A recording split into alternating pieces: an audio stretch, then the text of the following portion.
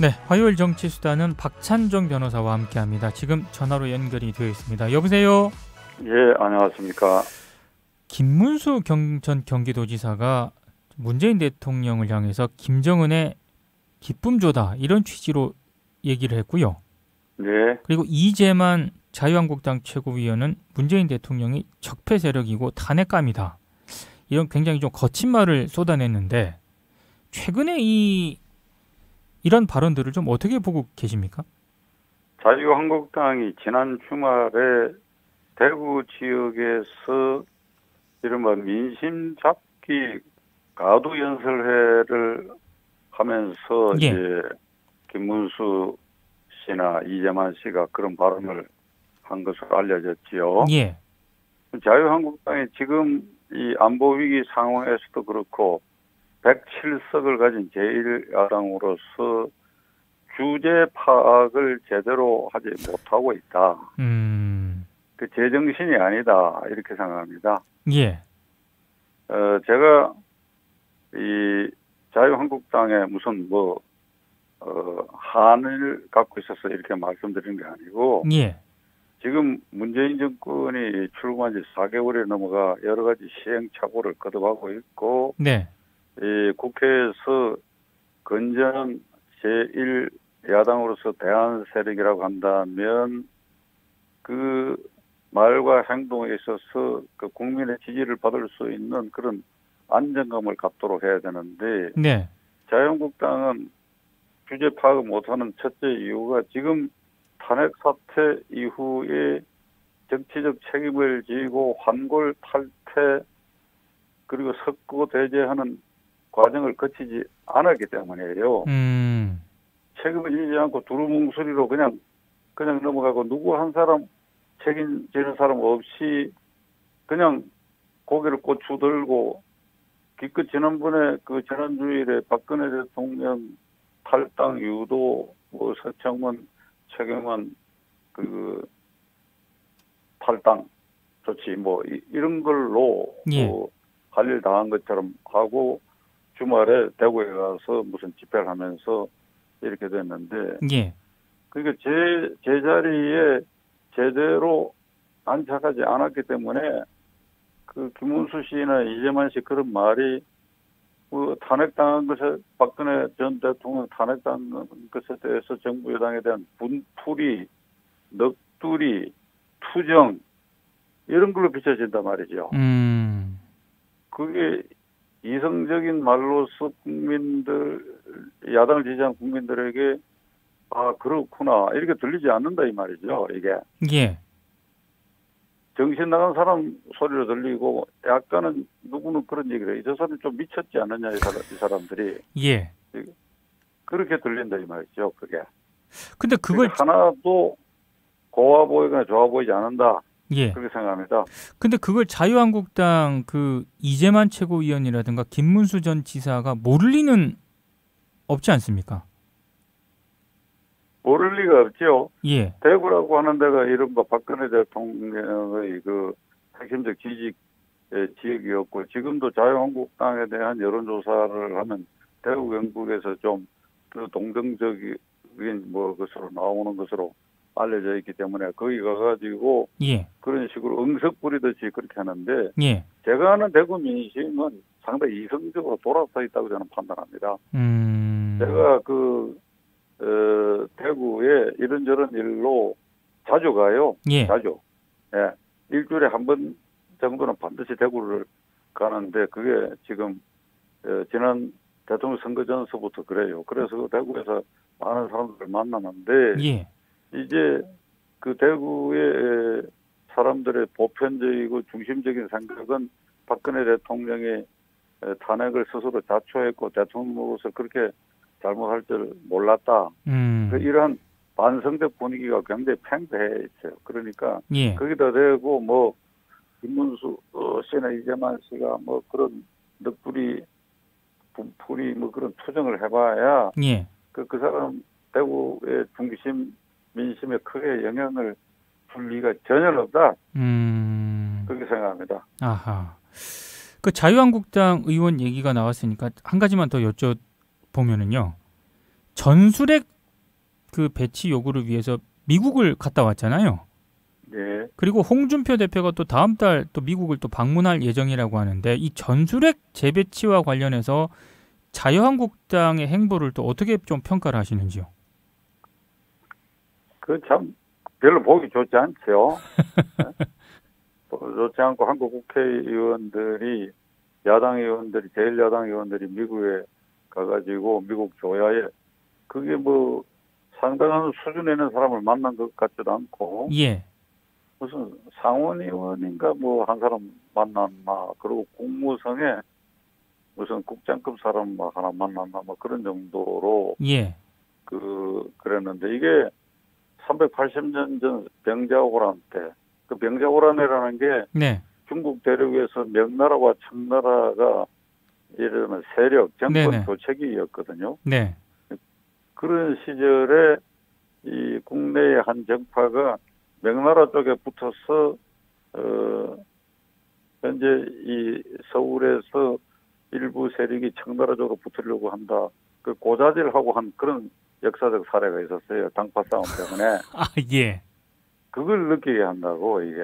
아하. 나는 홍준표 대표가 그 상당히 검사 시절에는 깡단이 있었고 국회의원 초기에는 그 결기 같은 걸 보였는데 예.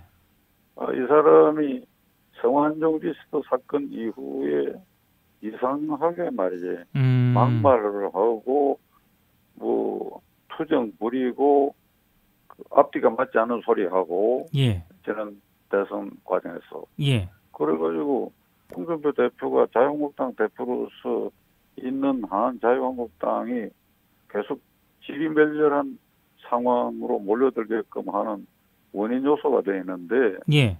만일 미국의 자유한국당 의원들을 보내가지고 전술핵 배치가 온당하다라고 요구를 한다든지 청구를 한다든지 했고 그러고 홍준표 대표도 미국에 이제 갈 계획이라고 한다면 먼저 예. 대통령을 만나야 돼요. 대통령. 그리고 그 5당 대표 회동하자고 하는데 그 홍준표 대표가 둘러리 서기 싫다고 이게 퇴짜 놓는 바람에 청와대 당대표 회동도 무산돼 버렸잖아요. 그렇죠. 왜 그것이 그 둘러리 서는 겁니까? 5당 대표 회동에 응하면 107석의 제1야당 대표가 참석하게 되면 그 회담의 중심축 그 대화의 내용 이게 대통령과 홍준표 대표에게만 쏠리기 때문에 예. 3, 4, 5당 대표들은 거기 가봐야 그 사람들이 둘러리 꼬리밖에 안 되지요. 아하. 그리고 대통령한테 할 말 다 하는 겁니다. 예. 대통령이. 그리고 지금 시간이 됐다 그러면 아닙니다. 저 모처럼 들었으니까 나머지 분들은 가시게 하고 저하고 얘기 없어요. 이런 정도 배짱이 있어야죠. 예. 문 대통령의 경우에 외빈 접견이나 무슨 국무회의 일정 외에 뭐 누구 만나기로 됐는 이런 일정이 가령 있었다고 칩시다. 그러다 하더라도 5당 대표 회동을 해갖고 제1야당 대표가 계속해서 할 말이 있고 대통령에게 따로 계속해서 이 사람들을 내보내고 우리 둘이 좀 얘기하자고 했을 때 그 거절할 수 있습니까? 그런 모습을 보니까 대통령 설득을 해야지요. 예. 만일 전술핵 배치가 자기의 소신이라면 대통령 설득을 해야지요. 이게. 아니면 설득을 당하든지 자꾸 어느 쪽이든지 간에. 예. 그렇게 해서 예를 들면 이 자기가 목적한 대로 그 달성이 안 됐다. 전술핵 배치에 대해서 대통령 동의를 못 받아냈다 하면 나와가지고 나는 이렇게 해서 이러한 노력을 했다. 앞으로도 계속하겠다. 그것이 필요하지 왜 미국으로 갑니까? 그게? 미국에서도 꼭 미국으로 갈 일이 있으면 주한 미국 대사관에 뭐 무슨 이견을 전달하든지 하면 될 일이지. 예. 그 공항의 그 장면이 말이죠. 네. 자유한국당 의원들 여러 명이 갔다가 오고 하는 그 장면에서 그다음에 미국에 가고 기자들에게 말하는 그 자세, 태도, 내용 이게 말이야. 예. 참 이렇게 얘기하는 게 뭐다. 구걸하러 다니는 사람들 같아. 구걸. 당당하지를 못하다 이 말이야. 당당하지. 예. 예? 이게 미국에 걸쳐 있는 문제지만 어떻게 보면 국내 문제거든. 그렇죠. 국내 문제를 왜 미국에 가서 얘기하느냐 이게. 심하게 말하면 거지꼴로 보여. 아, 알겠습니다. 그리고 지금 MB 정부 시절 국정원이 작성한 이른바 그 아주 다방면의 블랙리스트 때문에 굉장히 요즘 이게 초미의 관심사인데요. 이게 지금 뭐 문성근 씨, 오늘 뭐 김미화 씨가 또 검찰에 출석을 하고, 그리고 방송사들까지 지금 이게 연관이 된 것으로 나오고 있는데, 이렇게 되면은 이명박 전 대통령에게까지 수사가 좀 확대가 되지 않을까 싶은데, 좀 어떻게 전망을 하십니까? 확대돼야죠. 아하. 확대돼야 되고, 제가 보기에는 블랙리스트 작성과 시행에 예. 이명박 대통령의 묵시적 동의, 지시, 양해 이런 게 있었다고 볼 만한 합리적 의심이 언론에 보도된 것만 봐도 있다고 생각합니다. 그리고 국정원장이 대통령 독대하고 보고할 때 이런 일련의 것을 보고하지 않았다고 한다면 그 국정원장은 그 무능한 사람이고, 예. 무능한 사람이고, 보고안이 있는데도 없다고 얘기하는 그거는 이제 온정적 차원에서 얘기하는 것인데, 네. 그건 여러 정황으로 봐가지고 그 말을 믿기 어렵고, 그런데 여기서 우리 하나가 주목해야 할 것은 군사 독재 정권 시절에야 뭐 마음대로 했잖아요. 그렇죠. 블랙리스트, 그다음 화이트리스트 마음대로 하고 잡아다 족치고 뭐 중앙정부 지하실 끌어다가 패고 그랬. 김영삼 대통령의 문민시대 이래에도 화이트리스트가 있었고 블랙리스트도 다 있었다고 나는 생각합니다. 화이트리스트가 뭔가 하면 우리가 봐줄 사람을 특별히 봐주는 거예요. 자금 지원 내주고 뭐 이렇게 뭐 방송이나 신문에 많이 글도 쓰게 하고 이렇게 응원하는 거, 그 화이트리스트죠. 예. 화이트리스트와 블랙리스트는 동전의 양면이지요. 예. 그렇죠? 그렇죠. 블랙리스트는 적극적으로 명단을 만들어가 이놈 조지라. 조지는 대상이 블랙리스트고 그걸 안 만들었다 하더라도 이건 이 묵시적으로 이건 봐준다. 이러고 자금도 지원해주고 뭐 이렇게 하자. 그 화이트리스트 아닙니까? 예. 지금 문민 정권 이래에 박근혜 정권까지 블랙리스트, 화이트리스트가 다 있다고 봐야죠. 어느 쪽이든지 간에. 예. 그러면 이건 덜 낫다. 덜 난 거는 철저히 조사를 해야지요. 예. 왜 그게 정치 보복입니까? 그게? 이번에 이 블랙리스트뿐 아니고 이제 정권이 바뀌어서는 새로운 정권 아래서 그 앞에 정권이라고 한다면 문재인 정권의 경우에는 박근혜 정권과 그 앞에 이명박 정권 공소시효가 남아있으면 자기들이 정권을 잡았을 때 노무현 김대중 정권까지 그러니까 지난 정권 아래서 국민들 눈에 비춰봐가지고 합리적 의심이 있는 부정부패 사건의 리스트를 만들어가지고 예. 철저히 뒤져야 돼요. 예. 블랙리스트뿐 아닙니다. 내부 사건도 지금 뭐 박근혜 정권 아래서도 시중에 여러 합리적 의심이 가는 누구는 누구부터 얼마를 먹었다 하는 거 다 떠돌아다니는 얘기들이 있잖아요. 네. 그러면 전부 리스트를 만들어가지고 그걸 다 뒤져서 철저히 조사를 해야 돼요. 그게 왜 정치 보복입니까? 그런데 예. 그 경우에 어떻게 되는가 하면 필리핀 방식인데 네. 필리핀이 정권이 바뀌면 그 앞에 정권 그걸 다 뒤져요. 아하. 근데 그 대통령이 문재인 대통령 선언을 해야 됩니다.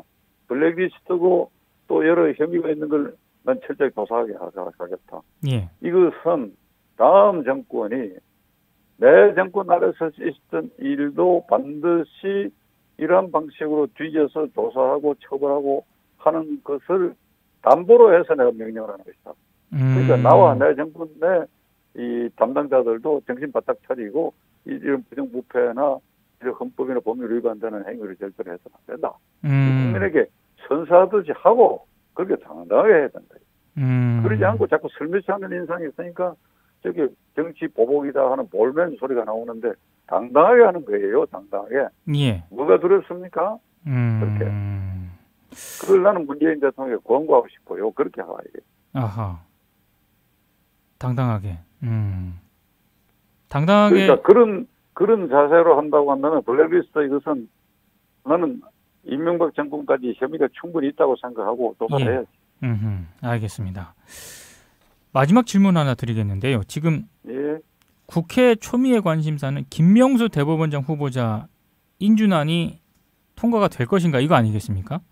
예. 좀 어떻게 전망을 하십니까? 국민의당의 머릿속이 대단히 복잡한 것 같던데요, 보니까. 이 노태우 정권 때 정기성 전 대법관을 대법원장으로 지명해갖고 예. 당시에 야당이 그때는 나도 야당이었는데 예. 부결해 버렸어요. 부결. 예? 아하. 그러니까 뭐 대법원장의 뭐 임명 동의가 부결되면 이번에 그렇게 된 것은 헌정사 초유의 사태다. 초유의 사태는 아니고 예. 그런 일이 있어서 대행 체제로 가다가 새로 대법원장을 임명을 한 일이 있는데 이번에 문 대통령이 미국 가면서 국회에다 대고 간곡하게 24일 이전에 동의안을 통과시켜 달라고 그러는데 예.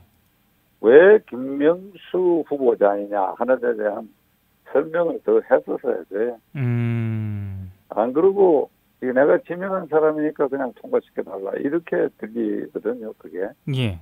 국회라고 하는 데가 상권 분립의 한 축으로서 국회의원들이 자율권을 갖고 있지 않습니까? 네. 그래서 그 자율권을 존중한다는 그런 취지에서 그 야당 일부가 김명수 후보자에 대해서 반대하는 이유가 있잖아요. 두 가지 이유. 하나는 그게 이제 우리법 연구회라든지 판사들이 다소 관여되어 있는 그런 서클의 회장 노릇을 했다는 거 하고 그다음에 대법원장 되기에는 현 대법관과 견주어 봐서 서열이 아주 굉장히 낮아가지고 지위 통솔이 가능하겠나 이런 두 가지 이유.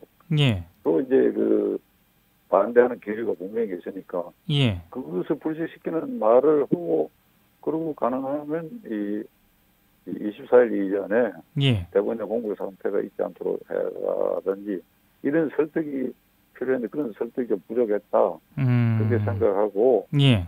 이제 오늘 아침 현재까지 뉴스로 보면 이제 뭐 내일 모레고 자연스럽게 이 국회의 표결이 안건이 상정되리라고 봐요. 근데 어떤 결과가 나올지는 헌법재판소장 부결된 사례에 비춰봐가지고 예. 그 결과를 함부로 예단은 할 수 없다. 예단.